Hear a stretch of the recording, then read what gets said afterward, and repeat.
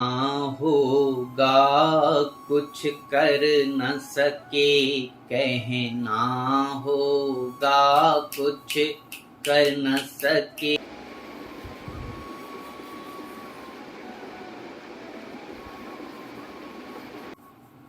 सादर प्रणाम। हर हर महादेव। आशा करता हूँ आप सभी लोग प्रसन्न खुश होंगे और अपने जीवन को बहुत ही आनंदित तरीके से जी रहे हैं। देखिए, दो तरीके के लोग होते हैं। एक वो जो पूरा जीवन जीने के पश्चात आखिर में सोचते हैं कि मैंने जीवन में कुछ किया ही नहीं, और दूसरे वो जो ये सोचकर गदगद रहते हैं कि जीवन को मैंने संपूर्ण रूप से जिया और बहुत कुछ किया। ऐसा क्यों होता है? तो एक साधक जो कि जीवन के हर पहलू को बहुत आनंदित होकर जिया, वो आपको बताना चाहता है। तो आप ये गीत के माध्यम से सुनिए कि कब हमें ये लगेगा कि हमने जीवन में कुछ नहीं किया, सब कुछ करते हुए। बिना देर लगाइए आइए शुरू करते हैं। और इतने अच्छे अच्छे कंटेंट और इतनी अद्भुत व्याख्याएं सुनने के लिए चैनल को लाइक, सब्सक्राइब और शेयर करते रहिए। तो चलिए प्रारंभ करते हैं। कहना होगा कुछ कर न सके, कहना होगा कुछ कर न सके, कहना होगा कुछ कर न सके, कहना होगा कुछ कर न सके, कहना होगा कुछ कर न सके, कहना होगा कुछ कर न सके। जब नर तन तुम्हें निरोग मिला, जब नर तन तुम्हें निरोग मिला, सत्संगति का भी योग मिला, फिर भी प्रभु कृपा अनुभव करके, फिर भी प्रभु कृपा अनुभव करके, यदि भव सागर तुम तर न सके, कहना होगा कुछ कर न सके, कहना होगा कुछ कर न सके, कहना होगा कुछ कर न सके, कहना होगा कुछ कर न सके, कहना होगा कुछ कर न सके। जग में जो कुछ भी पाओगे, जग में जो कुछ भी पाओगे, सब यहीं छोड़ कर जाओगे, पछताओगे तुम यही सोच, पछताओगे तुम यही सोच, पुण्यों से जीवन भर न सके, कहना होगा कुछ कर न सके, कहना होगा कुछ कर न सके। आगे साधक कहता है कि जब हमारा जीवन गुजरता जाता है और आखिरी पड़ाव आता है, तब हमें एहसास होता है कि हमने जीवन में कुछ भी ऐसा नहीं किया जो कि मृत्यु के पश्चात हमारे साथ जा सके। क्योंकि मृत्यु एक ऐसा है, आप चाहे इसे स्वीकार करें या ना करें, पर ये जब आएगी तब सब कुछ छीन लेगी। तो हम और आपको विचार करने की आवश्यकता है कि हमने ऐसा कुछ कमा रखा है क्या जो मृत्यु के छीनने के पश्चात भी हम कह सकें कि हम लेकर चले।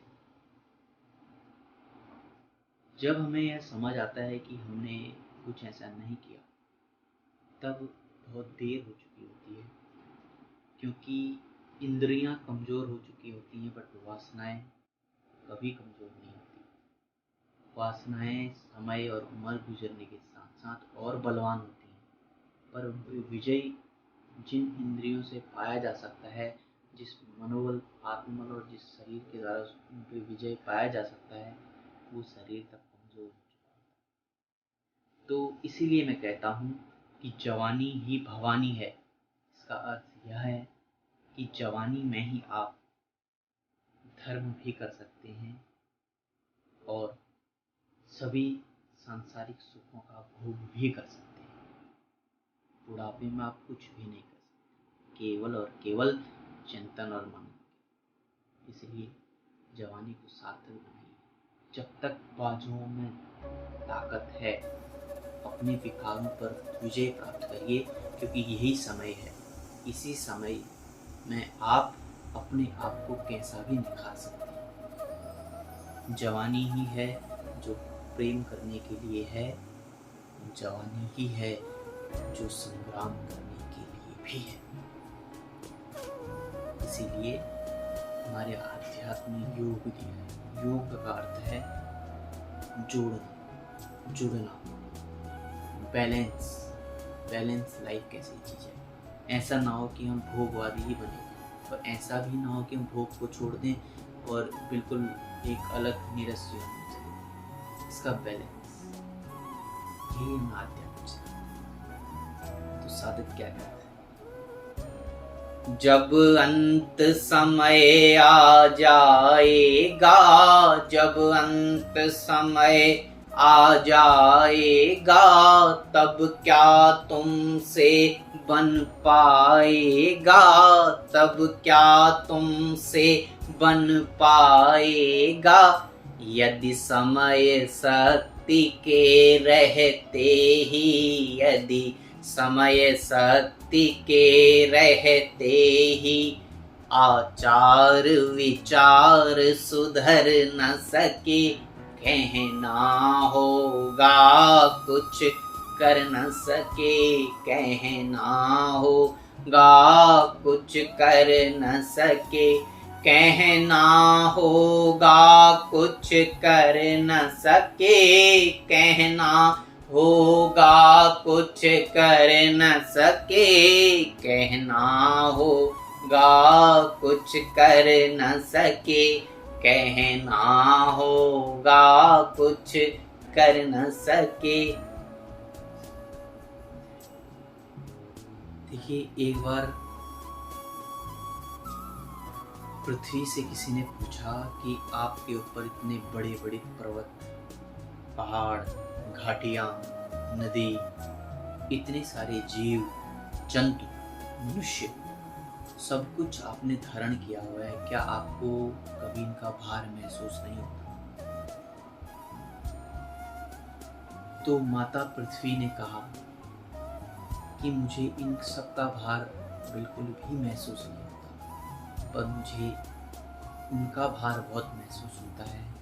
मैं तब बहुत असहज और पीड़ा में होती हूँ जब ऐसे लोगों की जनसंख्या बढ़ जाती है जो कि जीवन में कुछ नहीं करते हैं, कुछ भी नहीं, केवल और केवल पैसा और अर्थ कमाने के अलावा, केवल और केवल उन चीजों को बटोरने के अलावा जो कि मृत्यु छीन गई। तो कुछ ऐसा भी बटोरा जाए कि लगे कि हाँ, जीवन सार्थक हुआ।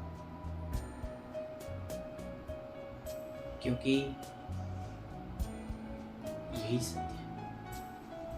इसलिए साधक कहता है, होता जब तक न सफल जीवन, होता जब तक न सफल जीवन, है भार रूप सब तन मन धन है बाहर रूप सब, तन मन धन है बाहर रूप सब, तन मन धन।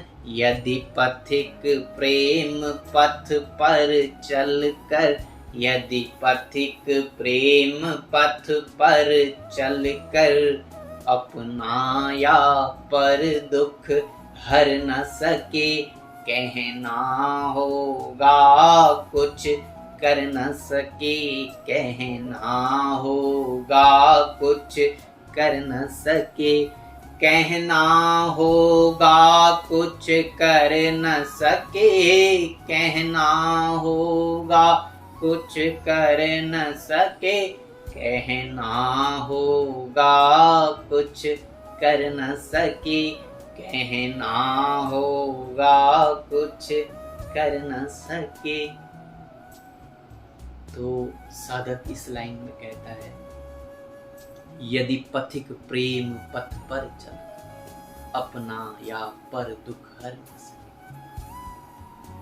जब व्यक्ति प्रेमी नहीं, खुद एक प्रेम बन जाता है, स्वयं ही प्रेम बन जाता है, तब वह सबको प्रसन्नता और खुशी देता है।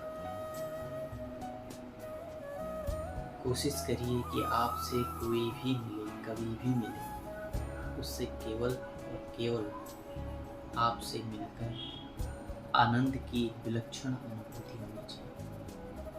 पर वो तभी होगी जब आप स्वयं आनंदित होंगे। एक आनंदित व्यक्ति ही, एक खुशनुमा व्यक्तित्व ही किसी दूसरे को खुशहाली दे सकता है। परंतु अभी क्या होता है, जब भी दो लोग मिलते हैं, थोड़ी देर बात करते हैं, उसके बाद फिर वो अपना दुख बताता है। जैसे ही वो अपना दुख बताता है तो सामने वाला अपना और बता देता है, तो इससे दोनों पे बोझ पड़ जाता है। आप जब भी किसी से मिले, आपका स्वरूप, आपकी वाणी, आपका व्यक्तित्व सुख में जो दूसरों को आनंद दे सके। क्योंकि इन आनंद को अनुभव करने वाला सामने वाले व्यक्ति के अंदर स्वयं परमात्मा ही है। जब आप किसी को खुश करते हैं, किसी को आनंदित होने का अवसर देते हैं, तो आप उसे नहीं, उसके अंदर विराजमान उस परम सत्य को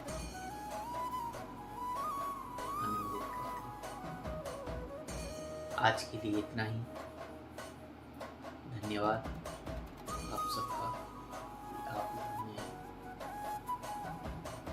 मेरी बातों को इतनी शालीनता से सुना।